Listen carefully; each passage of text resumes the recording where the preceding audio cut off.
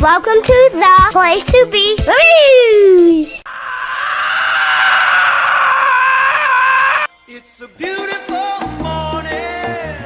So, I think I'll go outside for a while. so, Wait a minute, man. Hey, check this out. so, Man, tell it. It was this blind man, right? so, He was feeling his way down the street with this stick. so, He walked past this fish market. so, He stopped. He took a deep breath. He said, so, "Good morning, ladies." It's a beautiful morning. so, I think I'll go outside for a while. so, And Coke 45 and 2 zigzags. Baby, that's all we need.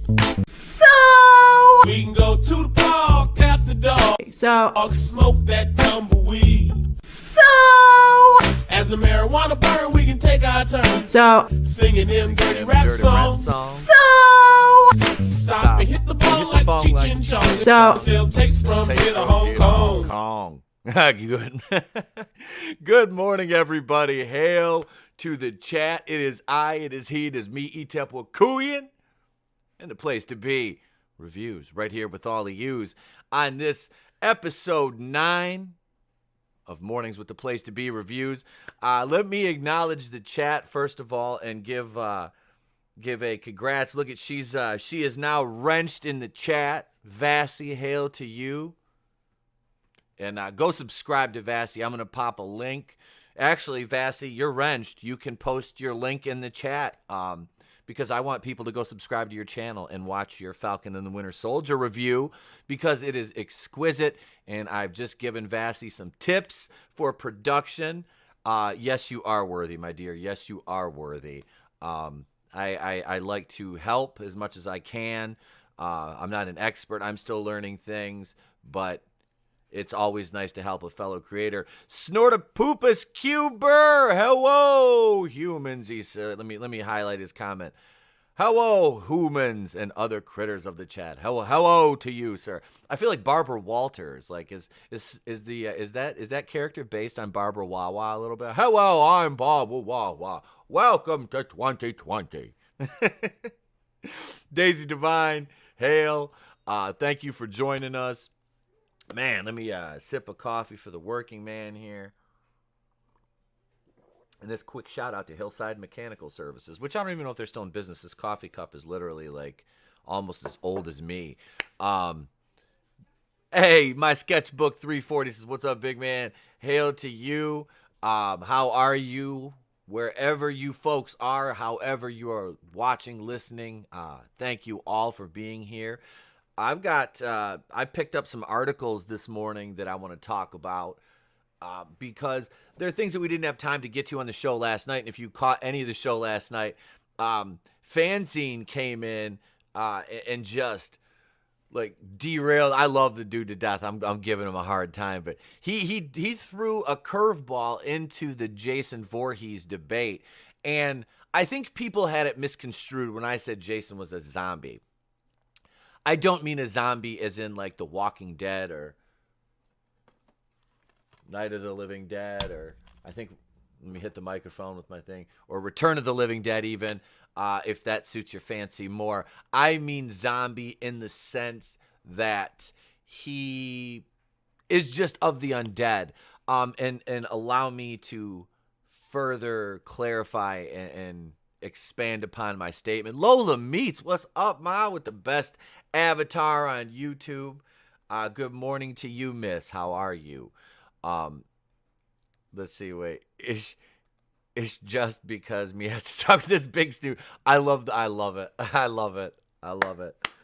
Oh, so we're gonna talk about Jason first. Real quick. I just want to go through this for you guys because I don't know if you're Revenant is type undead, they exist to exact event. Okay, so Daisy, that's about where I was going with it because I was talking to Tony about this off air last night, and we talked about it after the show even. Me, Justin, Fanzine, and Tony did. Hey, speaking of which, if I say his name, he'll appear. You're gonna want to stick around because if you didn't see it last night on the show, isn't he a kind of zombie? Well, yeah. Shep Meister. Thank you for joining us this morning. folks, I'm going to ask, if you're not subscribed, please subscribe to the channel. YouTube has been messing with me. I'm trying to grow. We have our watch hours. But we need the subs. So we're trying to get this thing monetized, and that's not so I can say, hey, give me money. No, that's so if somebody chooses to be so kind as to do a super chat or something of the like, that we're going to take. I swear to you, I'm not doing this for money. This is so I can reinvest it in the channel, because I'm about to move. Well, not like right anytime within the next like couple months, but when I move, I'm going to have a studio, and I'm going to need to furnish that. I'm painting a wall. I'm going to do a whole wall that's going to be basically a green screen wall, because, well, I guess I can announce it now. There's going to be a second channel. That's going to be in about 2 years, though. So I'm going to build towards that, because if you've seen my night streams, you know that little mini Metep has been making appearances. He's about to, he's going to, he has a birthday coming up here soon. So in about another year or so, him and I are going to have a channel together. So that's coming too. So there's, like I said, I'm going to build a studio. We're going to have a recording setup for stationary, and then we'll have a wall for, because they're going to start to get more stuff out of me like that. But anyway, back to Jason. I think Jason, and Daisy Divine said Revenant is an agent of vengeance. That's kind of what I always thought of Jason as, is like a agent of revenge and vengeance, that's his pure motivation, drive, and why he does what he does is just out of raw vengeance. And that's how he found Alice, the girl that killed his mother. It was vengeance just took him there. Let's see. Tony says the number one thing holding me back right now is I don't have an office. I'm thinking about changing that, but then a lot of my free time to produce will be taken up. Yeah, see, and that's the thing. I'm just like I have the time. I just don't have the space in this house, which we bought on a whim because we had to move, and because I take care of my parents are aging. I take care of my parents, and help them out. So we bought this house. It's a gorgeous house on a really nice lot, but we just want something bigger, and I need a weight room and recording space. So my garage is my weight room, which really screws me in the wintertime. And now that I'm like back into fitness and everything again, so I can fit in this big ass in the sweatshirt. Oh, you guys are great. Seriously. Vassy, Tony, Daisy Divine, Snorted Poopus Q, Burr, Lola Meats, Shepmeister. Who else was here this morning? My Sketchbook 340. Thank you guys so much. I want to talk about the Orville in a little bit too, because I've been watching the Orville, and I am on episode, I think, 5 right now. I just watched episode 4 last night of season 1. And I was like, why does the one alien girl look so familiar? I'm like, I absolutely adore her. Who is that? Oh, yes, that's right. It's Ainsley from Prodigal Son, played by Halston Sage. So I was like, she is just, yeah, I kind of have it. I like her character in Prodigal Son. And I was like, she plays like the security chief on Orville. She's a badass. I like it. I like the show. It's fun. Anyway, Jason, Agent of Vengeance. That's the crux. That's the entire the entire basis of my thing is like Jason is just an agent of vengeance. But we got thrown off last night. I was totally off my game when Fanzine was like, here, this is what the director of Part 9 said, because he interviewed Adam Marcus. Big shout out to Fanzine. He has a wonderful channel. He's at like almost 6,500 subscribers. And just a good dude. Doesn't deal in the negativity and such. Is strictly positive. He's got a wonderful documentary coming out. If you haven't seen the trailer, I'm going to play that this morning. But first, before I go into, I'm going to get a topic pulled up here. We are going to watch Tony's video. We're going to watch it, and Shepmeister was sent here by Vassy. Thank you, Vassy, for steering people over here. I truly appreciate it, miss. I do. And we're going to have you on soon, because I really want to talk to you, and we're going to have you on specifically to talk Falcon and the Winter Soldier. And I have a big fat cat here by my leg. I felt something. I was like, oh, it's the cat. It's the cat. If it's not the cat, then I don't have rats here, but if that would be a massive rat, that would probably be like a New York City sewer rat. Because the cat's like 18 pounds. He's huge. But all right, let's play Tony's video here. And this is big shout. I had nothing to do with this. This is all Tony. But we uploaded it and we played it last night for the chat, and I want to do it again here because I love Tony's work. And I don't just say that because he's my co-host. I say that because he's my friend, and he is a wonderful creator with a lot of talent and a great vision for comedy. So here it is right here.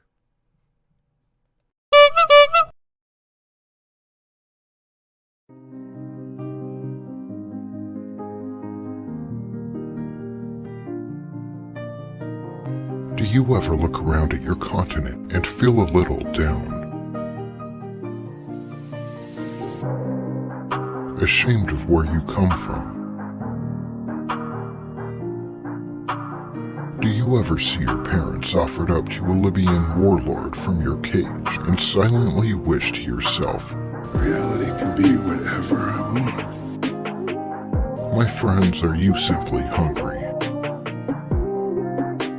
Hi, I'm trans non-binary Disney CEO Bob Chapek, and I'm inviting you to experience the other side of reality. Relax, recuperate, and reinvent yourself at our newest and most diverse Walt Disney World Resort. When real life doesn't quite cut it, come experience our version of Africa. Introducing Wakanda Land. Book your reservation at Wakanda Land today and get a free 30-day trial to Lucasfilm writer Leslie Headland's new dating app, Wine and Dine Steam. It's a sure thing every time. Available for download through the App Store or Google Play.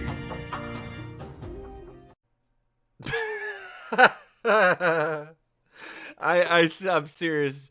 I wanted to play that again just so I had another excuse to watch it again. Oh my God, I should have just shared his video. I should just share it because I feel like I'm taking views away by doing that. I should just share it from your YouTube page from now on, your channel. But that was a perfect lead-in to this. I just found this article this morning. It's from yesterday. Because I really don't check. I always forget about Cinema Blend because it's so bad.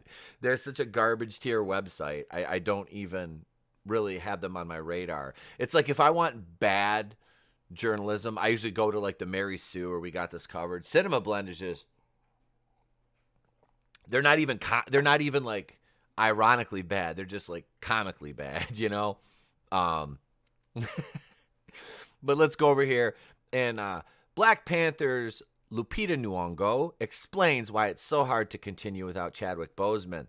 Well, I happen to have a thought about why it's so hard to replace Chadwick Boseman, because Chadwick Boseman is, I won't swear. I was gonna scream because he's King T'Challa and you can't replace the main character, but no, you can't. You can't replace him. And it's to me, I really think that I don't want to see the franchise go away. It really sucks because you could make Winston Duke M'Baku Black Panther. I mean, Mahler said it best, and I will quote Mahler.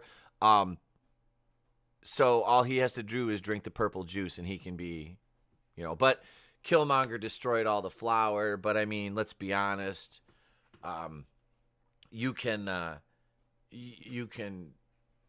MacGuffin some more magic flower up. I mean, why not? Half of the movie Black Panther is a MacGuffin. I mean, let's be honest. That I love the movie to death. Don't get me wrong, I do, and I'm not just saying that. I've been on record as saying that since I started the show. That I love Black Panther despite its many glaring flaws, plot holes, and other nonsense. I just like the movie. Chadwick, and it was Chadwick Boseman. That was why. It was his portrayal, dating all the way back to Civil War. But we'll go on with a little bit of this article here. I'll take it off solo so you don't have to stare at my mug. Let me acknowledge the chat here before we do. Vassy says, Anthony Mackie said we prefer they not replace Chadwick, and got absolutely piled on. Well, they shouldn't replace him. And this is the thing. I like Anthony Mackie. God, people don't believe me when I say I've never seen Straight Outta Compton, and I guess he was really good in that. I've never watched it, and I'm a huge NWA fan. I had the frickin' Straight Outta Compton tape when I was a kid because it came out. I got it from one of my older cousins. I've always loved rap, though. Let's see. Jesus and Mary Sue's the absolute worst. Yes. Says, you're good. I just want to make people laugh at the ridiculousness of our reality. No, man. We need to drive more traffic and channel your channel. Get more traffic over there for your videos, bro. Definitely. Let's see, at the clown we honestly need. If we don't laugh, we'll cry. That's it. But the Chad was a good actor, and to see him mediocre. Yeah, I say they go full kickboxer to make Sasha Mitchell the new Black Panther. Captain Black Falcon Panther America. Right? I mean, we could do that. I don't see why not. It's just like, why? Why not? Why not do that at this point? But let's check out a little more of this article here. Let's see who wrote this mess. This is by Corey Chichizola. Marvel Cinematic Universe is massively popular franchise, but certain properties have risen above the rest as fan favorites. Ryan Coogler's Black Panther is definitely in that category, as the 2018 film was an award season favorite that broke new ground for the genre. Okay, see right there, I already have to stop. Black Panther was not a trendsetter. Blade was a trendsetter, what? Almost 20 years before that? You know, Blade was a trendsetter. Wesley Snipes was a trendsetter and a trailblazer as far as, comic book adaptations. Then you have Spawn. But you know what? Nothing exists before 2018. Broke new ground. Chadwick Boseman played T'Challa in 4 installments of the MCU, becoming a real-life hero before his unexpected death last summer. A Black Panther sequel is currently in development, and actress Lupita Nyong'o has explained why it's so difficult to move on without Boseman. At the time of his death, Chadwick Boseman's career seemed limitless. He'd already been an acclaimed actor, bouncing the platform of Black Panther with pedigree films like Defy Bloods and Ma Rainey's Black Bottom. Now Ryan Coogler must try to continue the story of Wakanda properly, honoring the late actor. Nakia actress Lupita Nyong'o recently spoke to this emotionally arduous task, saying, "These pop-ups are driving me nuts. I'm not going to lie. Holy moly, just go away." I didn't see you there. It's still so hard for me to come to terms with his passing, his leadership. He led the movie with such compassion and just presence. When Chadwick came on set, he was present and he brought his entire being to that movie. And he was just so humble as well. That leadership will be missed. And that was the thing about him. He was seemingly just such a likable man. And he fought this, he battled cancer for 4 years behind the scenes and didn't say anything. That's the mark of a strong individual right there, is taking that on with only a small circle of people knowing, I'm sure, and just, ultimately, unfortunately, succumbing to it. But since Chadwick Boseman's death, seemingly endless tributes to the actor's character have poured in. Many Black Panther cast and crew members have echoed this statement, that Boseman led the blockbuster's cast by example. Wakanda forever indeed. And Lupita Nyong'o addressed the difficulty of Black Panther 2 while appearing in the Ellen DeGeneres show. The long-running talk show host turned the subject to Nyong'o's role in the MCU, and specifically what it's like mourning Chadwick Boseman. Those involved in the franchise are keeping their creative cards close to the chest while continually reflecting on Boseman's legacy. Marvel fans can rewatch Boseman. Yeah.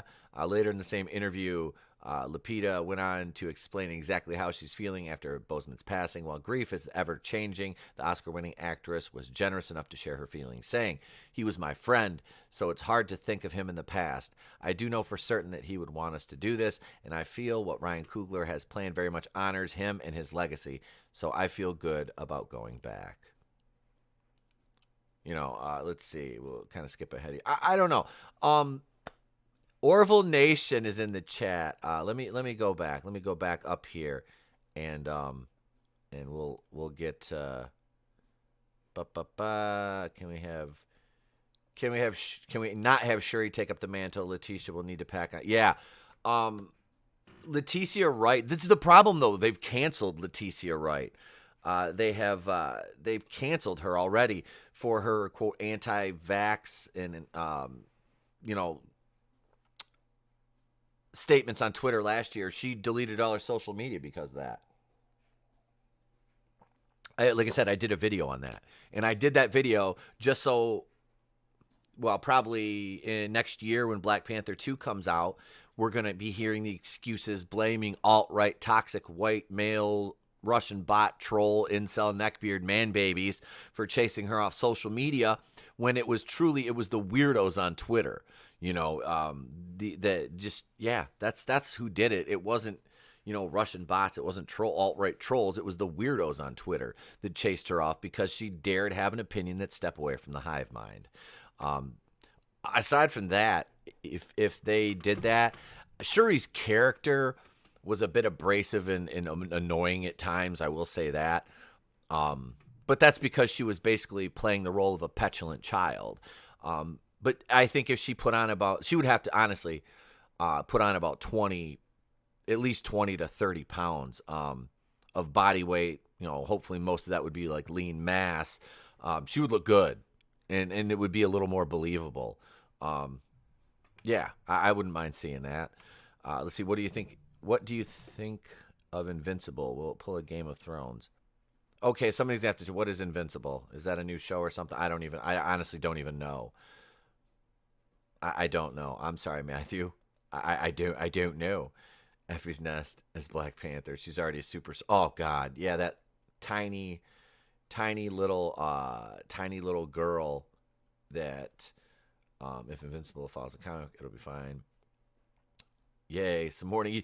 Orville Nation, what's up? What's up, PJ? How you doing? Like I said, I'm up to episode 4, or I'll be watching episode 5 tonight of Orville Nation.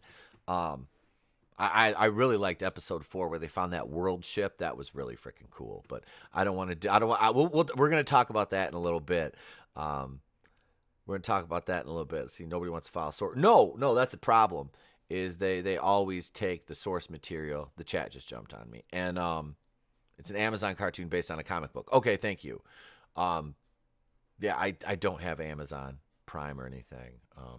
Chadwick is a very competent actor. Didn't like his Chala, not just his stature. The crappy. Yeah, see, they always mess that up. Seemingly, Orville, you're gonna DM me. Okay, yeah, just shoot me a DM. PJ, that's absolutely fine. Just hit me up and we'll talk. Yeah, I've been watching it here and there at night when I have time, and it's like I'm so into that show. And yeah, like I said, once I found out that the chief of security was Halston Sage from Prodigal Son, I was like, I like this even more because I like her on Prodigal Son. I really like the arc that they have the Ainsley character going on. But no, the Black Panther. Thank you, chat, man. You guys rock. Seriously, you guys make this morning show fun and worthwhile. It is. It's fun. I enjoy this. Like, I was tired this morning because I stayed up late to watch the episode of the Orville last night, and I was like, I got up and took my son to school, and I'm like, I am tired. I am going to go set the stream. I was setting the stream up. We're watching the 2017 Power Rangers movie this morning, and I'm sitting here, and I had all my stuff set up in the living room because my wife's in the office, and I'm like, all right, gotta set the stream up. I'm trying to watch. I'm like, oh, we're gonna be late for school. Let's go, man. I was like, I could have sat there and watched the Power Rangers, but I love that movie, the 2017 one. I know that's kind of it's an unpopular movie. A lot of purists hated it. I liked the cast. I did. I didn't mind what they did with the cast at all. I really, and it's kind of funny that you have Elizabeth Banks played Rita Repulsa, and the guy that played Roy on The Office was Dak Montgomery, who is Jason, the Red Ranger's dad. And Elizabeth Banks and him, Roy, were married in Brightburn, and they were evil Superman's parents. But there's a connection to Power Rangers. Rita Repulsa is married to Roy from The Office. How about that? I am, yeah. Let's see. Wait, the Orville is much better Star Trek than current. See, I'm not a Star Trek fan. It's let me rephrase that. It's not that I'm not a Star Trek fan. I haven't watched any Star Trek in, oh God, years and years and years. I watched Next Generation and the old movies with Shatner and Leonard Nimoy. Um, but I've never watched any of the JJ movies, which I'm hearing is a good thing, probably. So, um, but yeah, I watched one episode of Discovery, one or two episodes, and I was just like, oof. And I watched Gary and I watched their reviews of it, and I'm just like, how is this even a show? Like, how does this keep getting? Oh yeah, that's right, Netflix international distribution, which they had to sell. It was yeah. I used to like Sonequa Martin Green on The Walking Dead. I was like, oh, maybe this is just the way she's playing her. Oh my God, this is actually her. After I saw her in a couple episodes as Mikey Burnham. Vassy says Michael B. Jordan fans want Killmonger back to be black. No. I did a video about that too. Nobody watched because nobody cares about my MCU stuff. There's very few people, I don't say nobody. Very few people care about my MCU stuff that I do. That's kind of why we only do MCU stuff on live streams. I try not to do single release videos or review. That's why I'm not reviewing Falcon and Winter Soldier, because the WandaVision videos just really got no traction, and I spent a lot of time in production on those. So I'm just like, we'll talk about it on live streams. That's what we've been doing with Falcon and Winter Soldier, which Vassy's going to come on a live stream. We're going to talk about Falcon and Winter Soldier, which there's only, 3 episodes left of that? So, yeah, let's see. Shutmeister, we acknowledge that one on. My Sketchbook 340 says, it's funny how good performances by competent actors, not activists, can sell you on another show they're on. Yes, it is. A lot of people forget that. I tried to watch Discovery. So, oh my God, it's terrible. It is. And I liked, what's his name, Anson Mount, that played Captain Pike. He was like the only redeeming thing in that show, because he was almost like a throwback character in a sea of like this new generation of, no pun intended,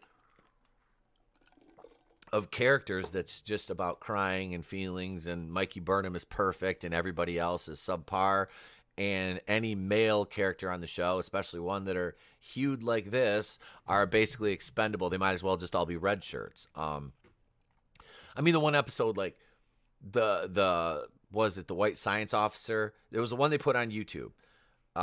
He got sneezed on by one of the aliens right after he like contradicts something that Mikey says, and he gets sneezed on, and then he eventually gets killed. And it's like, everything that happened to him after he contradicted Burnham, it was like just like him getting like knocked down peg by peg until he just got killed. And it was like, this is, mind you, this is the first episode of the show I'd ever seen. I'm just like, wow, like they really made that character look bad, but yeah, enough about that. Cleanse my palate of that. And I'm out of coffee, so at this point, we'll take a commercial break so I can get coffee. No, let me go back to this article here. Just wrap this up. One of the big questions surrounding Black Panther 2 is which character will take the mantle. Their prime candidates, including Shuri, Okoye, M'Baku. What's clear is Ryan Coogler won't be recasting T'Challa or bringing Chadwick Boseman back digitally. No, that would be terrible. That would be a terrible move to bring him back digitally. Like, wow, did I just sound digitally? I just sounded really bad saying that. I don't know. But Mikey Spock is the bestest captain ever. You're absolutely right, Snorri Poopa. She is. She's the best. She's the bestest ever. Discovery committed heresy by making Spock boring. Yeah, they really jacked that character up bad, like something fierce. I tuned in for Jason Isaacs. What an absolute mess. Who's Jason? I don't know which character he is or which actor. I don't know. I know Tilly's annoying as hell too. Like, oh my God, like Tilly is horribly annoying. Like to fault. Her character is just painful to watch. She was just bad. It's like, why are you? Who writes this guy? Oh yeah, this is Kurtzman Trek. This is Kurtzman Trek. This is what we got with that. Man. Let's see here. I got another article. Here's what we'll do. I'm going to play, if you haven't seen it yet, here's Fanzine's trailer for his documentary, and I will get this other article set up. Let me find it. Where is it at here? I thought I had it, didn't I? Yes, here it is right here.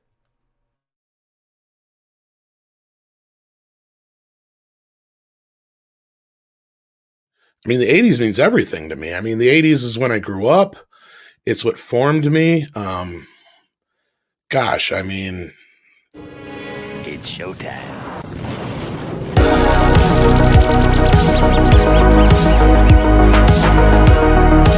The floodgates for what kinds of movies could be made had been opened.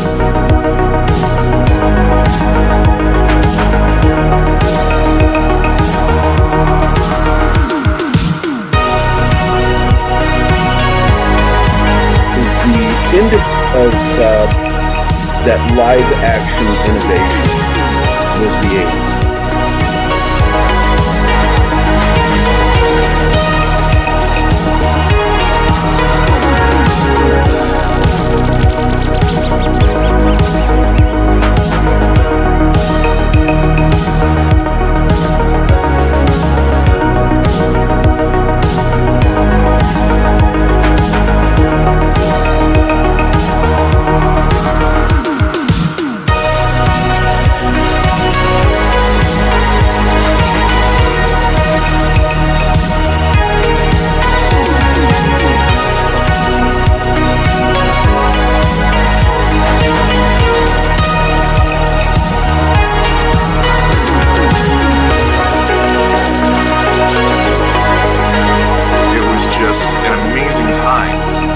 cinema and for creators and for actors and everyone involved. The 80s were a blast.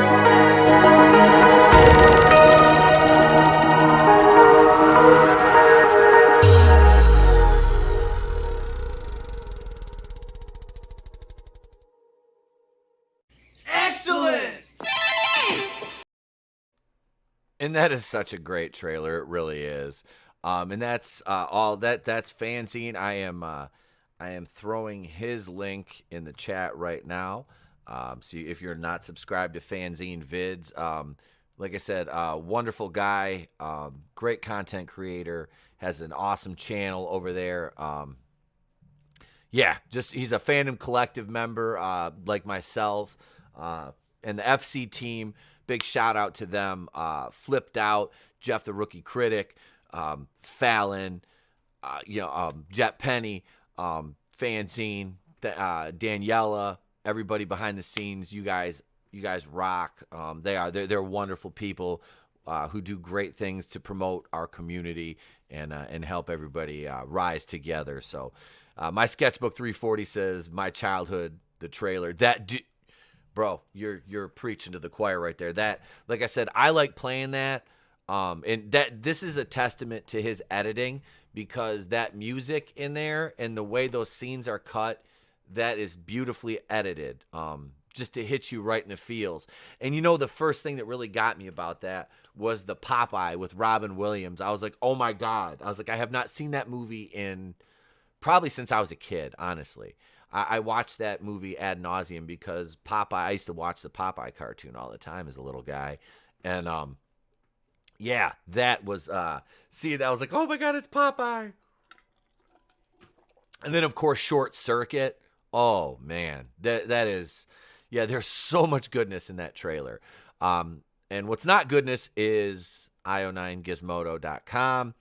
And we're going to go over here. We're going to talk about this. We were talking about Marvel, and WandaVision creator Jack Schaefer explains why it was never really Agatha all along. This was my problem with the show. Fucking ads. I loved Catherine Hahn, and I do love Catherine Hahn. She is a wonderful, talented, versatile actress. Seeing Agatha as the main big bad throughout this series was it was kind of a letdown. And I kind of get caught up in the Mephisto hype? Yeah, I did. Because it's part of the story in the comics, and I was kind of hoping that, I don't know.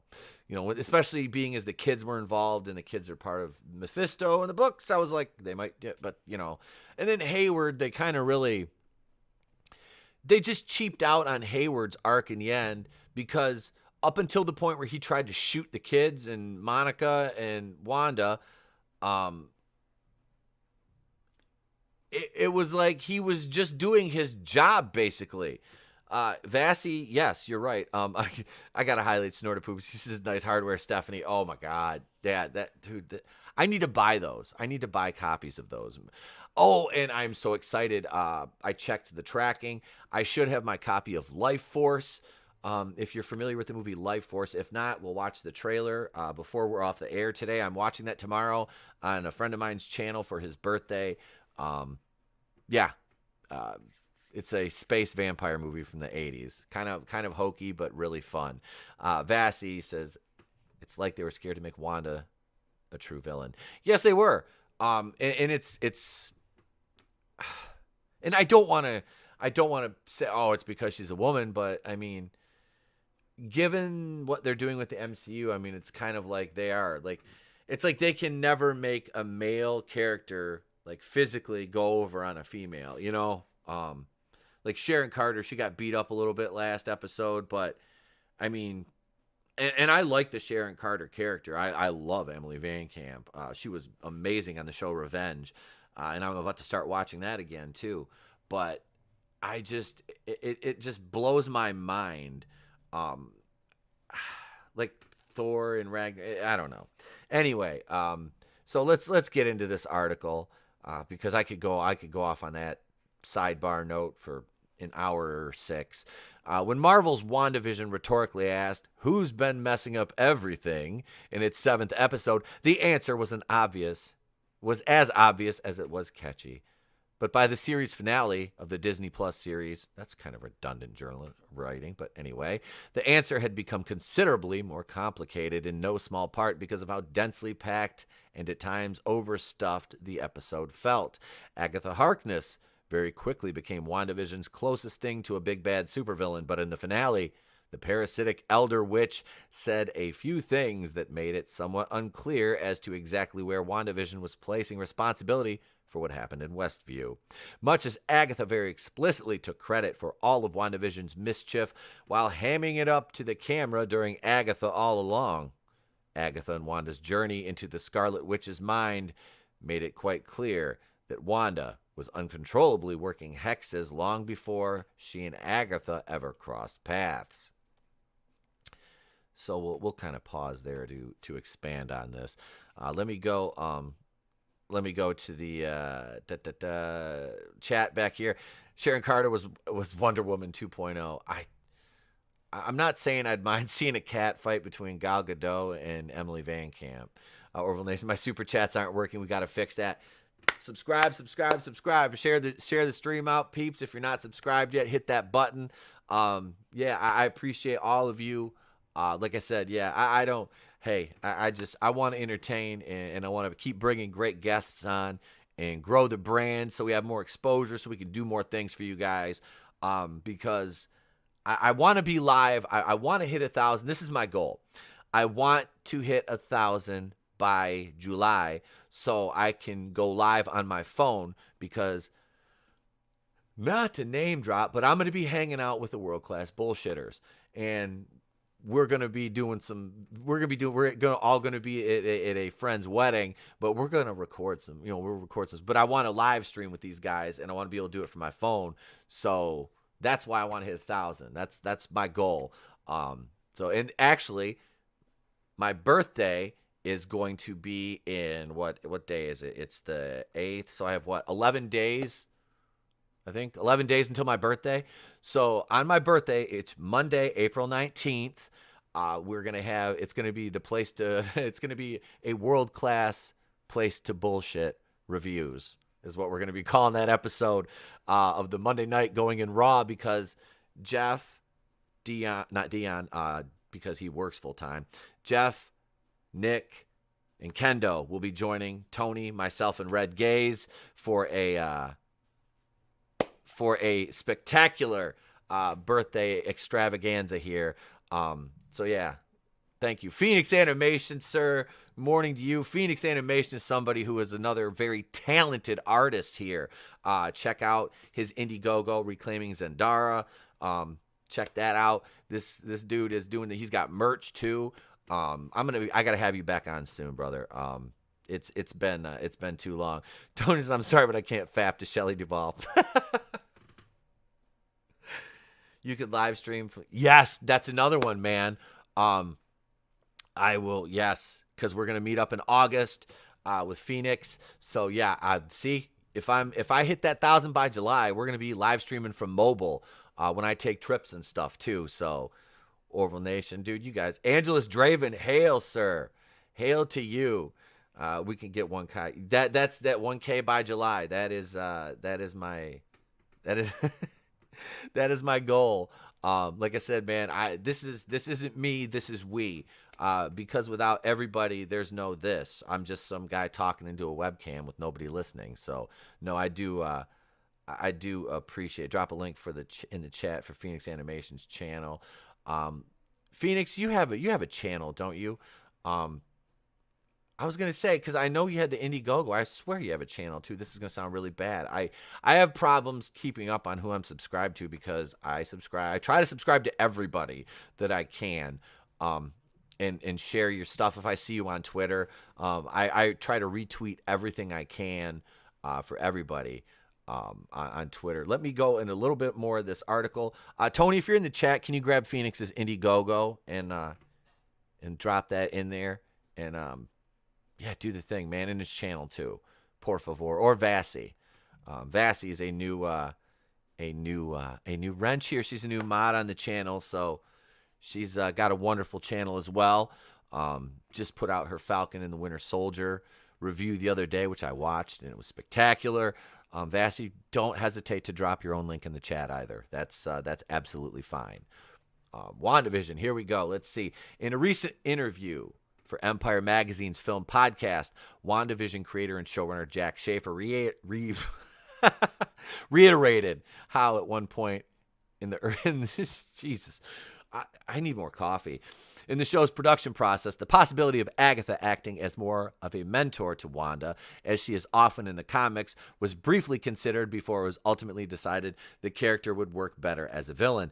Agatha taking credit for Wanda's impressive feats of chaos magic fits the show's framing of her as a manipulator, but Schaefer explained that it was important to her that there was a substantial amount of truth to the essence of Agatha's words to her fellow witch.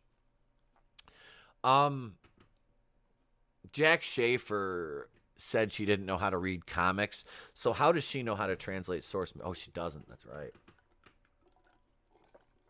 How to translate the source material properly on the screen, but whatever. What do I know? She's just messing with things like she's not actually responsible for anything, Schaefer said of Agatha. She does some things with the kids and Vision, and she's kind of nasty. But the majority of the things that she says to Wanda are true and correct, and she's right. Heroes don't torture people. Stupid ads. Yeah, I don't know. God, like I enjoyed the show. But it left something to be desired. It really did. And I don't know. I wish they would have worked a little bit harder to, I don't know. They couldn't really stay true to the source material completely because that's putting way too much into a show with only 9 episodes, That's like Falcon and the Winter Soldier. I'm looking at it going, you're already coming up on episode 4. Like, you don't have much time. You don't have much time to do that. And it's just like, what, 6 episodes is a lot to pack in this story. And I don't care for the Flag Smashers. I don't know. It's weird. It's a weird dynamic because they're trying to do too much with the show. And I do have an article we're going to talk about after this one while we're on the MCU before I get over, because I'm going to talk about the Orville after the next Falcon Winter Soldier article from Bounding into Comics. And big shout out to those guys, John, Spencer, Donald, and my man Drew, Supreme Heretic. Big shout out to them, the crew over there. Wonderful guys, and they're truly over there doing the Lord's work. In a sea of garbage tier journalism, they are a beacon of hope. Strong as WandaVision was for the most part up until its final episode, the way the story's internal complexity was meant to be a reflection of Wanda's own disjointed, chaotic emotional states sometimes got lost in the mix of things. That was especially true in moments that were designed to make you guess which villainous comics characters might be hiding in plain sight.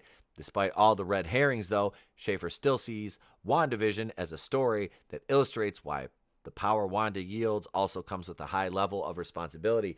Yeah, the character of Dottie, played by Emma Caulfield, that was the biggest red herring in that entire show. It really was. I'm like, why do you insist upon, like, I mean, part of me was like, okay, I can see them doing that. The swerve, it was kind of subversive and not in the Rian Johnson way. But I don't know. I thought it could have been done a little bit better.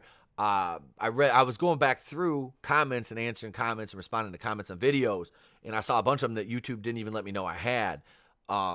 So I responded to a bunch of them. One of them was J-Man, who's a great friend of the channel, and big shout out to him. Subscribe to J-Man. There's a great channel. Real Marvel, big Marvel guy. He knows his stuff. There we go. Vassy got Phoenix's channel up. All right.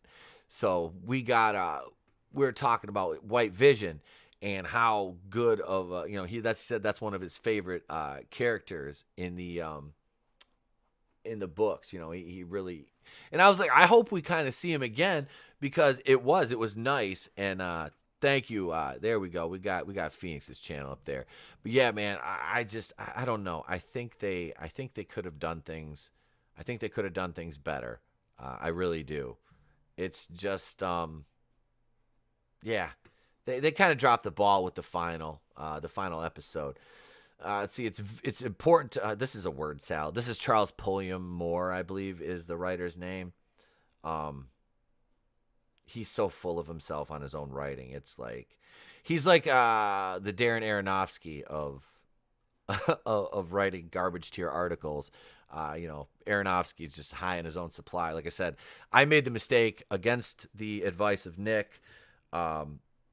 UTAM, he says, don't watch Mother. Don't put yourself through that. You already watched Black Christmas. And what did I do? I watched Mother, and I'm like, oh, wow. That hurt my brain. It was important to us that it all be Wanda and that it would be her responsibility, because we weren't doing Mephisto, Nightmare, the Grim Reaper, or any other people or entities, Schaefer explained. If we're not going to take the cheap way out, that there's this other force, right? If we're going to give the gift of storytelling to Wanda, I give the whole power. She also then has the culpability and has accountability. Now, if I wanted to be like very crass, I'd be like, oh, they just didn't want to have a male character be the big bad. They wanted to give Wanda all the power. But that's not the route I'm going to take with this. I'm just going to say they were too lazy to incorporate the other characters. But they didn't want to make Wanda a full-on villain, because even at the end of the episode, I didn't buy that Wanda was the villain. I didn't buy it at all. I see her as a grief-stricken. Granted, she did imprison an entire town, but that being said, it's I don't know. I don't buy it. I don't buy it at all. I don't know. Maybe it's just me. What do you guys think, though? Let me know in the chat. Like I said, I didn't like it. I didn't like it at all. Not a fan of Wanda being the big bad. Or that they kind of half stepped around it is more so what I should say is there. Damn, Phoenix, I was subscribed to you and I just checked because I clicked the link and I was not. So I am subscribed to you now. Again, I'm number 90. But yeah, Yeah, YouTube. See, and this is the thing. Everybody always, I've seen in like Facebook groups, people like, oh, I'm tired of YouTubers telling us to check if they're subscribed. Well, that's why right there, because I subscribed to him, and somehow I got unsubscribed, and it's happened to other people that I've subbed to. It happened to I was unsubscribed to Sal's 2 Cents Toys, and I'm like, how the hell am I not getting notifications? I've been subbed to his channel since we started streaming together 2 years ago. And yep, it was actually not 2 years ago, a year and a half, because April 12th, I believe it is going to be the 2-year anniversary of the channel. Our 2-year anniversary of our first upload here at the channel. We've been around since February of 2019 as a podcast that started out on Anchor FM, and you guys have all heard the story. I'm not going to tell that again. But I want to highlight this comment here. Let's see. Vassy says, for the amount of damage Wanda did, it was excused and ignored. She held a bunch of people hostage and caused physical and emotional torture, but the writing didn't highlight it at all. No, like I said, they cheaped out on the after effects of what she was doing. And that's the only way that you could have kind of got a couple more episodes out of that. They could have really went into a deep dive there, but they chose not to. Etep, do you think that since Elizabeth Olsen didn't follow the Brie wokeness, Marvel made her an antagonist? I would. Okay, so the optimist in me would say no to that, but the realist in me, I'm not even going to say the pessimist, I'm going to say the realist in me, thinks that that's definitely a possibility. Because Elizabeth Olsen, you haven't heard. I don't know. Okay, so and like I said, not to get political, I don't care who you follow, because everybody that comes to my channel, my chats are pretty much awesome human beings, and you guys all rock.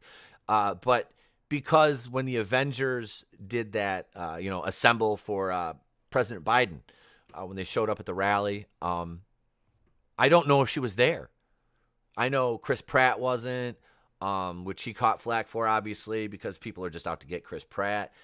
But no, I don't know. I haven't heard anything out of her that would lead me to believe she is.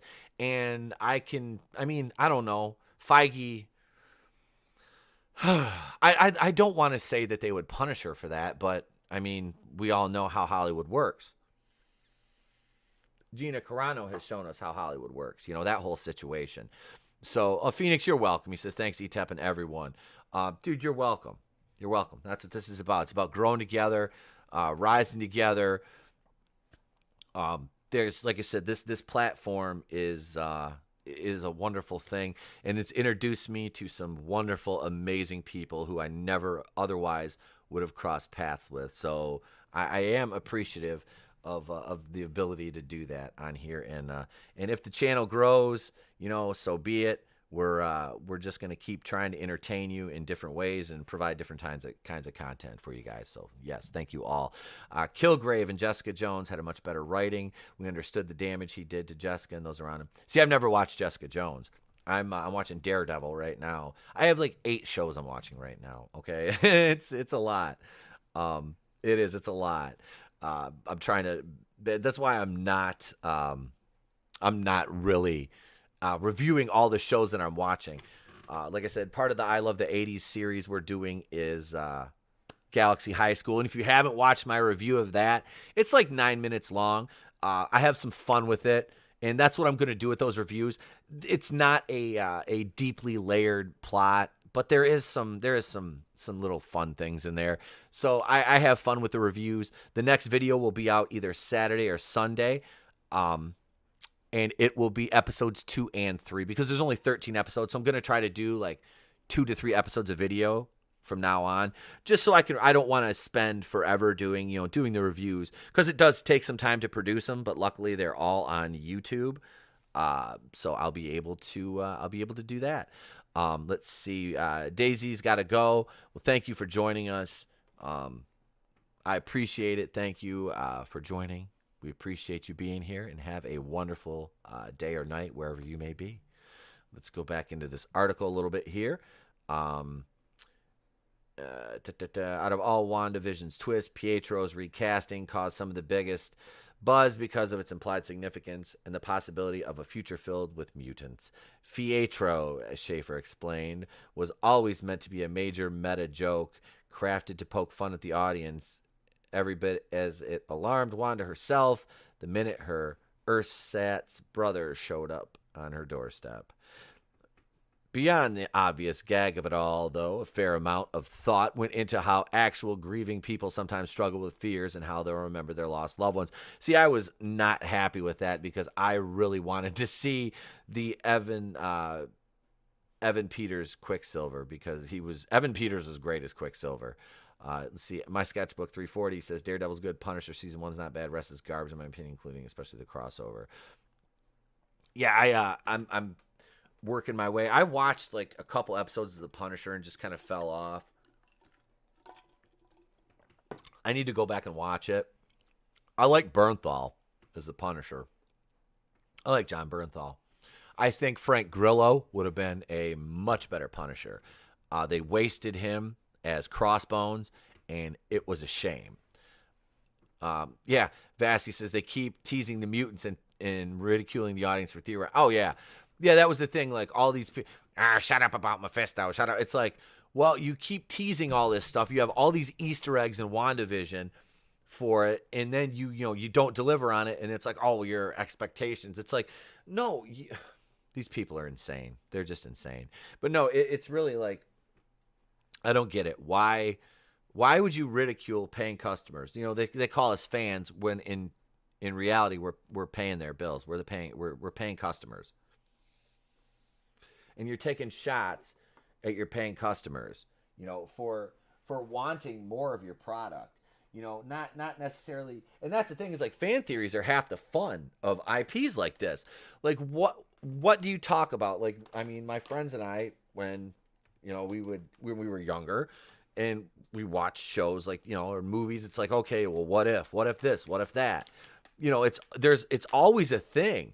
So to ridicule fans for theorizing because they take it as a slight to their agenda. That's how that works now. Is these creators are unable to handle criticism or what they perceive as criticism when it's just a conversation based around their IP. Draven's got to head back to work. Take care. Hey, take care, brother. Have a great day. We're going to get you back on soon, too, sir. Brightest day. Hail, all hail, brightest day. Thank you for joining us. Because now these companies aren't wrong. I'm going to highlight that one. Let me go back to brightest day. This is hail to you. Thank you for joining us. Because now these companies aren't run by people who enjoy comics. Yeah, that's it. They're run by weirdos who only want to pander and chase an imaginary audience and the money that they don't have. So that's the problem with dealing with these kind of people. It is. God, I don't understand why you would willingly want to, damage something like this in the way that they do. It doesn't make sense to me. We had a grief counselor come to the writer's room. We did some research on grief. And there's a lot about how people remember faces, Schaefer recalled. The anxiety of not remembering the faces of your loved ones, misremembering or actively misremembering things as a self-preservation tactic. All of that became fascinating to us. And we thought that by casting Evan Peters in the role, it would not only have that effect on Wanda, but it would have this meta layer for the audience as well. To Schaefer's mind, WandaVision saw the Avenger become a wife, mother, and showrunner of her very own reality, all the while subconsciously allowing herself to be gaslit in the way that belied the power she held. That ended up being one of the most unsettling things about how WandaVision left its titular witch as she flew off to chill in a cabin in the woods with her new book of spells. When the next window of the Maximoff, words are hard, ladies and gentlemen. Holy moly, how many takes is this now? When next the Widow Maximoff shows up in the MCU, there's little doubt she'll have all sorts of new levels of defenses thrown up specifically to make sure that she never runs into another Westview situation again. With her being the fated harbinger of the apocalypse, though, no matter what she does next, it's likely to cause quite the fuss. So there.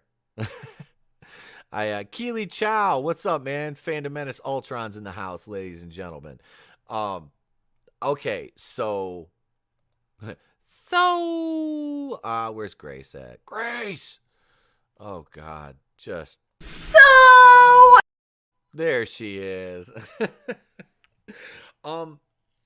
Yeah, now I did think the ending scene of WandaVision was very cool. It was with her doing the astral projection and reading the spells, and then she hears Billy and Tommy. You know, it's like, okay, so they are obviously, you know, they all right. So those two characters, I thought they were going to take them into the Young Avengers, maybe age them up again before they did that. But, you know, they're basically forming the Young Avengers team in the MCU right now. But one of the questions I have is Yelena Belova going to be in the Young Avengers, or is she going to be in the Thunderbolts, or is she going to be in both? Because we obviously know that Scarlet Witch isn't coming back. So you know, this is just one of the questions that I have about that. And does anybody even care about Black Widow at this point? The movie, I mean, personally, I think the movie should have come out in probably 2015. Between that and Civil War, it should have come out around 2015. So I don't know. I just think this is and they keep pushing it back, and then they push Shang-Chi back to September, and I'm like, you racist. No, but seriously, they push Shang-Chi back, you know, and they push the Eternals back. I'm like, the Eternals, I don't even care. Black who? Yeah, that's it. My sketchbook. It's like, who? Yeah, I'm going to have to really, like, struggle to even want to watch the Eternals because I honestly don't. I don't care. They're shotgunning in a bunch of Brightest Day. Let me highlight that. They're shotgunning in a bunch of characters they haven't put any time or effort into building up. Yeah. Definitely should have been before Cat Marvel. Oh, absolutely. Black Widow has put her time in. She deserved that movie before Cat Pan Mediocre. God, yeah, I got called an incel in the Marvel Cinematic Universe group again by this guy. Holy mother of God. Let me send you guys the meme. Because I'll share it on screen. I made a meme of this cat, and I mean, I couldn't even help it. It was just, it was one of those things I had to. Wait, my Grace Randolph comment didn't show up on my screen. Huh. Damn, man. The Google mods they're real. That's a real thing. They're here and they're censoring comments. I'm not even joking. We were doing a Rogue Entertainment stream the one night, and people's like on the panel were making comments, and their comments were not showing up, and it's just like, holy hell! Like they're actively censoring the chat, you know, by the people that are on the panel, and it wasn't even like anybody was saying anything that was like really off color. We were just kind of ribbing each other, and yeah, it's like the comments were getting deleted, and it's like, holy hell, you know, it's like who deleted that comment, you know? And it was like, well, I didn't do it, you know. But here, let me share my screen, and this is this guy called me an incel, and I was like, oh, okay, well, you can call me whatever you want. I'm gonna meme you. So here it is right here. That's yeah, this cat right here. There we go. Yeah, because it was somebody made a Captain Marvel post, and he's like, "Oh, the incels and neckbeards are out. I see." I'm like, "Oh, okay, bud. Well, let me go to your profile. Oh, single. Oh," and I looked at him. This guy is not a prize either, and I'm just like, "Okay, dude, you're getting memed." And yeah, so this is the meme I made for him. it got quite a few positive reactions. But yeah, that's our friend right there. Yeah, he this is just ugh, yeah. So these are the I had last year, and I'll find it again. The male feminists are out again. Oh, Vassy, they are out in force and in mass. I have pictures of everybody that I would, in comment sections, I would just screenshot their little bubble, and I made a collage, a meme collage out of all the people that called me an incel, and it was like, it is the biggest collection of it. It looks like it's a frightening image, folks. It is frightening. It's not for the faint of heart at all. I'll try to find that meme and I'll share it. I still have they're all stickers and meme generator, so I can just slap it all back together again if I have to, because I still have them all, because I'm just too lazy to delete things.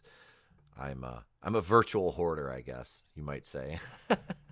Let me get this other article here, though. We have another one to go before we get to talk about the Orville. Oh, wait, nope, it's not here. I am an idiot. So we'll do this for a second while I get this ready.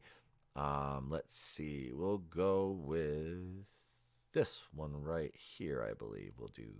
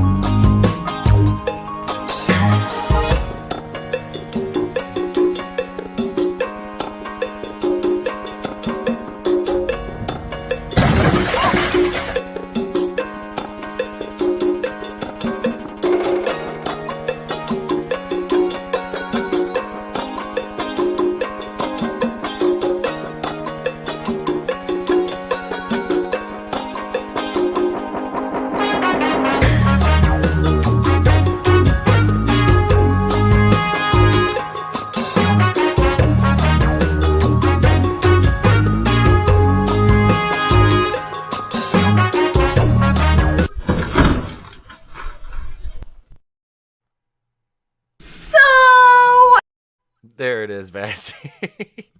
Can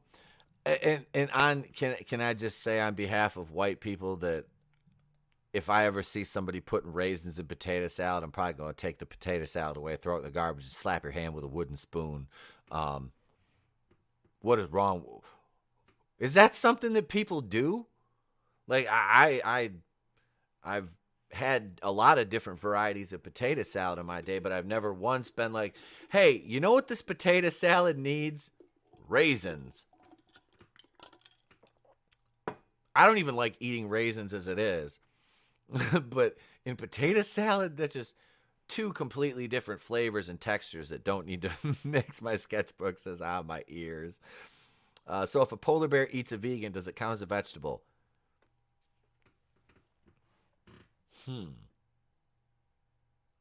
I wouldn't think so, because the vegan is still technically meat. But I don't know. Yes, we'll just call him a vet. Yes, it does. Absolutely, we will go with that. The chat says yes, then I will say yes with you. Vassy and Brightest Day both say yes. We'll go. My sketchbook 340 says yes. Keely Chow says hell no. Ultron. All right, here we go. New rumor claims Falcon and the Winter Soldier viewers turned off the show after BLM messaging. April 7th.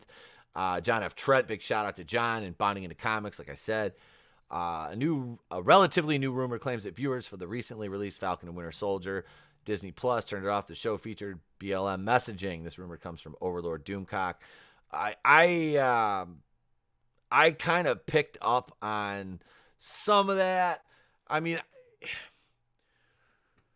Well, it doesn't help when Collider comes out and writes a hit piece on, John Walker, and he's the banality of white supremacy. I'm like, what?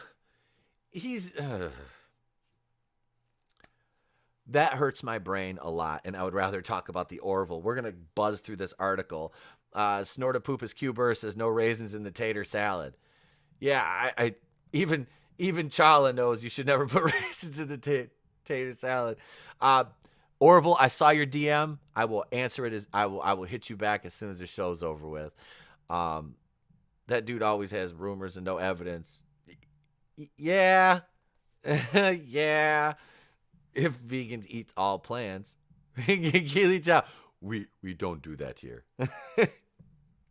Plants are alive. They are alive. What does that make them? That's another level of conversation. Reports that Wyatt Russell got death threats, but he isn't on social media. Yeah, like what are they doing? Just tweeting into the void that they don't, we don't even need to look at the article really. I can just talk about this. Are there some heavy-handed things in this show? Absolutely there are. I mean, the government kind of, doing what they did. I don't know. But Sam gave the shield back, so it's like if they want a Captain America, I don't know. Well, obviously the police just rolling up, and we had Mad Mardigan the other night, and he's a police officer, and he even said he goes, we don't drive around and just target people. He goes, Jesus. He goes, especially now. He's like, with, the climate the way it is, he goes, to think that we're just doing, he goes, no. I don't know. And that was just the whole thing was, oh, is he bothering you? I'm like, would you really just say that? I mean, you're going to walk up and you're going to try to diffuse the situation. And this is just a common sense perspective on it. And I do have a background in criminal justice. But anyway, that's neither here nor there nor anywhere. But no, it's like you de-escalate a situation. You don't walk up and immediately, antagonize two people who are arguing. That's the thing that it didn't play right to me with that whole scene, was just why are you doing this? I don't know. They and obviously, if you really look into the it was hammy. It was. If you look into the scene where Morningthau and her beau in the Flag Smashers stole that food in the last episode and medical supplies, all the guards in that scene, I believe, were white males, and they tied them up. And then she just blew the building up. She's like, they do the same thing. And it's like, they're paid to guard food and medical supplies. These aren't exactly killers, I'm just like, could you, and then Sharon, and this is the thing, like I said, I love Sharon Carter, but is she a super soldier now? Is she the power broker? I think that's where they're leading with her. But like I said, her killing every single one of those assassins, and I understand the why. It's because the plot needed it to happen. And I'm like, she straight up out muscles one of these guys. It's like easily the knife scene where she took his knife. I was like, easily over 100 pounds bigger than her. I'm just like, okay, the head scissor triangle choke. Yeah, I could believe that. I buy that. But yeah, and this is another thing, we're talking with guys in the know with tactical shooting. It's like, why do people with weapons? I'm sorry, but if you're coming at me with a knife, I'm not going to run at you with my gun and then shoot you. I'm just going to stand pat, draw my bead, and I'm firing. And you notice how I'm supporting and, I'm using my sights and my gun's not turned sideways. I'm not loke dogging you. You know what I mean? It's it was like even Wyatt Russell did it as John Walker when he was on top of the truck. He's fighting and he's on his knees and he leans like this. He shoots sideways. I'm like, that's not how that works. You're still gonna have it. Why? That's not a thing. And what was that movie with McAvoy? Assassins, you don't throw bullets and curve them. That doesn't, I know, suspension of disbelief. Stop, I'm going off on a tangent. The old curmudgeon who stands on his porch and yells at the clouds. I guess that's what I'm turning into now. But no, I just, there were some things that were just like, all weapon accurate films have ruined it for all action movies. They have. You know, unless you go back to, like, I was watching Wanted. Thank you, Keely. I was watching, what was it? Avenging Force, which is one of my favorite movies the other day. And it's like, I give 80s and 90s stuff a pass. Now it's like, I guess it really depends on the, John Wick. Yeah, that was like, they tried to make that as realistic as possible. And I've only seen clips. I've never seen any of the John Wick movies. I need to watch those though. I do. I need to watch the John Wick movies. Let's see here though. We've got weapon. Yeah. Okay. So yeah, I still kind of enjoy Falcon and Winter Soldier. I'm just taking it for what it is. I will say that Baron Zemo was pretty dope in that. It's nice to see him get a little bit of shine as an actual villain, and show what he can do as far as his skill set goes, instead of just being, the logistics villain. The Birds of Prey fight scenes. Yes, the Birds of Prey fight scenes were cringe. And that was the John Wick coordinator that did those, but it was just the actresses. It was because you know that they're horrible. Big shout, hit my cord. Big shout out to the stunt people in that movie. Overly accommodating stuntmen, as we like to call them. Keanu trained in weapons and tactics for those films. That's what I heard. My sketchbook. So that speaks volumes to his commitment to the role. A lot of actors don't know about shooting weapons, much less live ammunition. No, you're right, Snortopoopas. You're absolutely right. Terminator Dark Fate is a great example of that. Let's see. Brightest Day just did a breakdown on the Moon Knight fight choreography footage that got released some weeks ago. They were trying to do it like John Wick action, falling a bit short, but it looks promising. Oscar Isaac is playing Moon Knight. I hope they do him more justice than they did with him as Apocalypse. Because and I will say this, like I said, I own, there's a couple of, I think I own First Class. I got a couple of the X-Men movies. I got Logan, that one's great. The Fox X-Men universe, a lot of them were misses. There were some hits and misses, but they took chances. And that's what I respect about that. They were able to take chances. So it spoke volumes to them that they were willing to try that, to hit those notes. And hey, sometimes it didn't work, but there were some enjoyable movies in that universe. My sketchbook 340, Birds of Prey fight scenes were last year. Oh, it's the police station.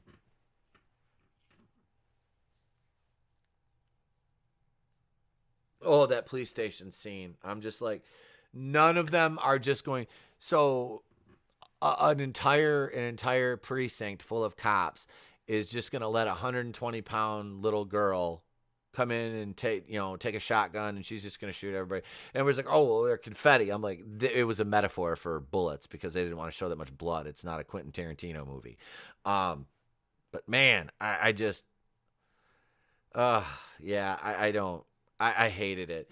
And it's because I don't buy Harley Quinn as anything more than, I don't know. I don't see her as a physical threat at all. I don't. I never did. I'm just like, when I watched that movie the first time, and the first and only time, I was just like, and then they totally, Ewan McGregor ruined it though. The movie wasn't, it had its moments of what I would say would be considered woke, but by and large, Ewan McGregor in the lead up to that, talking about how much basically being a male feminist, and it was all to overcompensate for the fact that he had an affair with Mary Elizabeth Winstead, who played Huntress in that. And, the team wasn't even really a team. They were just, hey, here's women and they're together. Yay, it's a team. And it's like, that's not how that works. You didn't build them up. You didn't do anything to put them together. dropped the ball. Kathy Ann, it was garbage. It was garbage. Brightest Day says, yes, Oscar Isaac. Yes, Oscar Isaac. Looks like a mix of boxing, dirty boxing, Muay Thai, jiu-jitsu, and capoeira. Okay. All right. The knife play doesn't look good at first glance.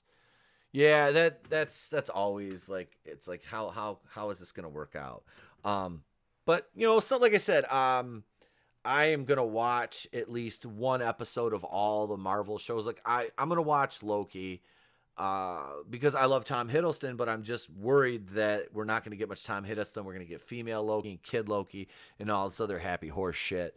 And not what the fans want, which is Tom Hiddleston as Loki, because Tom Hiddleston is brilliant in that role. Let's see. Harley was always comic relief in her Inception. She always needed someone to help her, whether Joker, Ivory, or others. Yeah, and they can't make her, she has to be a strong, independent woman now. And there's nothing wrong with strong, independent women, but it's just the way they make her is just, no. Morning, hey, Machiny 90. What's up, brother? My sketchbook's a stupid autocorrect. It happens all the time. Trust me.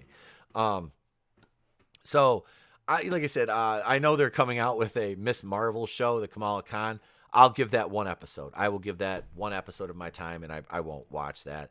Yeah, they're putting America Chavez in Doctor Strange 2.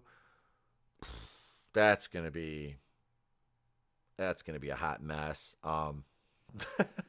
It is. It's going to be a mess. So I want to talk a little bit before we go off the air here, because I've got about 10 minutes left until I have to go to work. I have to get ready. Well, I'm just going to go to work like this today. I don't care. I don't care. I've already showered. I just didn't shave my head today. That's it. And they're getting me in hoodie and shorts today. That's how I'm going to work. Pretty nice to have that flexibility. But yeah, The Orville is a wonderful show so far. Like I said, I'm on episode going into episode 5. I just watched episode 4, and man, it's got a great mix of sci-fi, of seriousness, and a little bit of comedy, and it's just, oh man. Wait, my sketchbook, am I still turning wrenches? No, I haven't had to do that in a while. It's been years since I worked in a shop. No, I work at my son's school now. So that's what I do part-time for now. I was going to teach this year, but I'm not able to, because I do not have anybody to pick the little man up from school, with my wife working and everything. So it's just like, and I refuse to make him ride a school bus. I'll never make him ride a school bus. I hated that as a kid. And that was like originally the reason why I started playing sports, was to get out of riding the school bus. As I was like, my mom will have to come pick me up from practice. I'm like, I'm not riding the bus anymore. Fuck that. Yeah, I'll play basketball. Even though I was like, I was not good at all when I first started. And then like, I was like in between my 7th and 8th grade year, like I would go out every day, shovel, salt the driveway after school. And after I was done watching cartoons, I'd go out and play basketball until it was dark. And sometimes I'd turn the lights on, and yeah, I did. I loved hoops though. I did.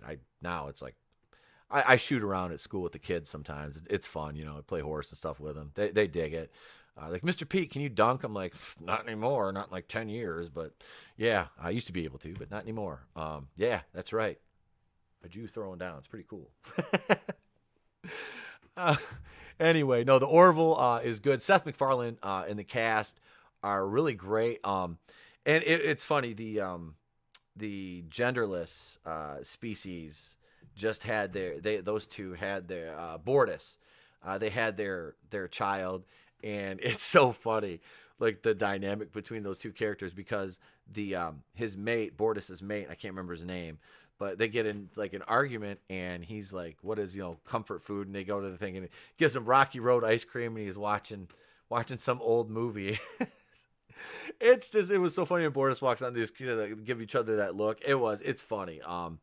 And the last episode, like I said, I watched episode 4, had a world ship in it, which was really, it was all self-contained, and the society had been adrift in space. The ship had broke down. It had been like 2,000 years. They'd just been drifting. We got a cameo from like Liam Neeson as basically like he was the original captain of the ship, and they had been living in it so long they forgot that they were in a ship, because it was an entire artificial world inside the ship. It was huge. They said it was like basically like the same like square areas like New York, which is massive. So it was cool. But yeah, it's really enjoyable so far. And like I said, Seth MacFarlane and what his name is, Ed, and Kelly is his ex-wife, who the first episode, like one of the first things we see is like she cheated on him. He divorces her, and then she comes back and she's the XO on the Orville because they had no XO and he needed one. So she did it, and then you find out, spoiler alert if anybody hasn't watched it yet or whatever, some of the stuff, but you find out later that she was the one pulling the strings behind the scene. Ed Mercer, thank you. Yeah, like I said, I'm still kind of new to it, so I'm still learning everybody's names. But yeah, she pulled the strings behind the scene because her family's connected, and got him a ship, it was really cool. And you the blue splooge. Oh, dude, that was so bad. That was so bad because everything is like all white and sterile, and it was like, oh, it was just, yeah, it was bad. It was bad. It looked like Papa Smurf. Never mind. But yeah, so the dynamic between Ed and Kelly is really cool, being as they're a divorced couple. And I like how they make Halston Sage's character the chief of security, and she's this tiny little petite thing, and she's like so strong, but it's not like, well, you're less than me because I can do, no. And it's like Ed she gave a description of like how it makes her feel. Clyden, thank you, brightest day. Yeah, Clyden. When Clyden was sitting there watching that movie, eating ice cream, and Bordas just walks on her, just like, if you're married, you've all had those moments. It was funny. I'm glad you guys are into the show too. It's fun. Like I said, I'm just now kind of discovering, and she is a tiny ass kicker, and that's what I like about the character. Is she's a very physically the strongest character on the ship, and they don't make a big deal out of it. Brightest day. If you've never watched Prodigal Son, like I said, she plays Ainsley on there, and yeah, she is. She's a beautiful woman. She is. Halston Sage is beautiful. But yeah, she's one of the. I don't know. I don't know who I like more on Prodigal Son, her or the one cop. I haven't. It's been on hiatus so long. The one that plays what's her name? Now it's gonna bug me. I can't think of her damn name. There's JT Tarmel and the female cop, but she's the other detective in the Major Crimes Unit that works with Bright. Danny Powell is her name. But yeah, she was actually in the damn Gem movie. I just found out, and I've totally derailed myself here, but we've been going an hour and a half. So, but yeah, she was in the Gem and the Holograms movie, the live action one they did a couple years ago. I never saw it, but I was looking through her IMDb when I was doing my last review of Prodigal Son, and I was like, no shit, she was in this, huh? But yeah, Prodigal Son, that's coming back. I don't know if it's April or May. I'll have to check the schedule, but they're coming back with the second half of season 2. So it might be next. If it's next week, you guys are going to get a review out of me on Wednesday. And the Daily Short today will be later on this afternoon after I get out of work. I'll have it produced. As I'm not streaming tonight, you'll get another long-form video from me this week too, probably tomorrow, because I won't be releasing anything on Saturday. I'll do a short on Saturday, and then Sunday you'll get Galaxy High episode 2 and 3. I am going to spend the day outside Saturday. I have some yard work to finish, and I have a huge fire pit. So I'm going to probably have a fire and barbecue on Saturday. It's been really nice, so it's like I want to get outside. It's been like 75 degrees, so get outside. Yeah, so the Orville, I'm going to be working hopefully with PJ over at Orville Nation, and maybe showing up on some of their discussions about the show. But I'm going to I got to get some more episodes under my belt, and I'm going to take some notes. Yes, Vassy barbecue. That is one thing I'd love to do. I need to make ribs. I haven't made ribs in a while. Yep. Who makes the ribs? Oh, I barbecue them. You burned them in the oven last time. I don't even want to hear it. Yeah, right. See? See? See? Whatever. Yeah, we got my sketchbook. Our lot is like an acre, and yeah, there's a nice big brick fire pit back there. Yep, the wife's calling me out. She says she cooks ribs. She doesn't. She's lying. She's lying. Don't listen to her. Oh man, this has been a blast. You guys are awesome. Thank you so much, ladies and gentlemen, each and every one of you. I truly appreciate it. Did someone burn the pot roast? No, it was ribs, Keely. It was ribs. You guys. Yeah, and you had to do it when we had company. Because we were drinking. We were. Our son was gone, and we had been drinking like literally pretty much all day. Had a few barley pops. Had a few Stella Artois and a few Molsons and probably some shots and a glass of wine or 7. I've been known to have a glass of wine every night. It's like almost every night on the live stream. Keely, those ribs were toast. They were we're sitting there and we're eating them. I was like, let's order a fucking pizza. Let's order a pizza. This is done. Oh, you guys rock though, seriously. Keely Chow, Vassy, My Sketchbook 340, Brightest Day, Snootapopus Cuber there. Machiny 90, Daisy Divine. Thank you guys all. I appreciate each and every one of you. Orville Nation, thank you all for showing up, for hanging out with me this morning here on my channel. It has been a Phoenix Animation. Subscribe to Phoenix. Vassy, can you drop his link one more time in the chat, my dear? I would appreciate it. Yeah, you guys are great. This community is, Snortapupus Cuber. Burning ribs is sacrilege. It is. And that's my wife's fault. See, she's the German.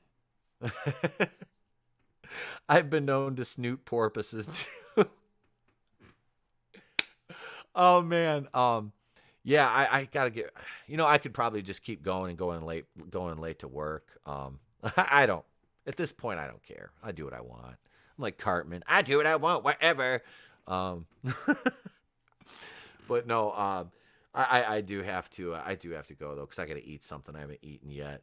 But thank you guys. I am going to be, let's see, like I said, there's Phoenix's channel again. Thank you, Vassy. Thank you, my dear. And subscribe to Vassy. If you don't, I will hurt you. She is amazing, and she is one of my new mods, and we're going to have her on the show very soon with Tony, myself, and Red Gaze. Given the time difference, Vassy, just DM me, and we'll figure it out, because I'm pretty sure there's my sketchbook. I do need some Texas ribs. I want to actually make a trip to Texas. I do. I've been talking to my wife about that. There's places we need to go, and Texas is one of them. Florida's another one. I need to get back to Tennessee. Fingers crossed, I might be going to Hotlanta, but I'll talk more about that as it develops. I'm just fingers crossed I get to make some of this stuff. But yeah, you guys rock. Thank you all so much. Houston, we have a problem. Etep is here, the Egyptian. You guys rock, man. Thank you so much. I'm going to go eat something as my tummy's grumbling and I'm hungry. But that's because I am down almost 30 pounds. So, yes, now like you said, we started lifting, doing some workouts, some aerobic shit. Yeah, some yoga, getting myself back, feeling good. Yeah, so I have the gun show again.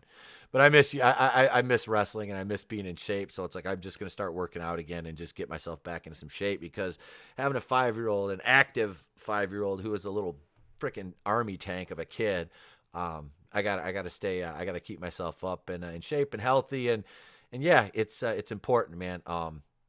And like I said, I gotta be here for you guys too. So, with that being said, you're going to get a single release later. You'll get the daily short. I'm sorry about the daily short yesterday. It ran long, but that's what happens when I write a script and I'm like, I can't get rid of things I want to get rid of. You get a 4-minute and 40-second daily short. So there you go. If you haven't watched that yet, check it out. It's about the Joss Whedon situation. But yeah, there's a back catalog of stuff. Check out the Galaxy High School review if you haven't watched that yet. I had a lot of fun making that. It's a lot of fun. The show is just, it's fun. It's a fun show to watch. So yeah, that's it, gents, ladies, everybody else, snortopoopuses, and everybody in between. I'm Tepo Queen of the Place to Be Reviews. I've been here with all of you. And remember, if I don't see you, have a great day, a pleasant tomorrow, and I'll catch you on the next one. Star-Lord, take it away. Boom!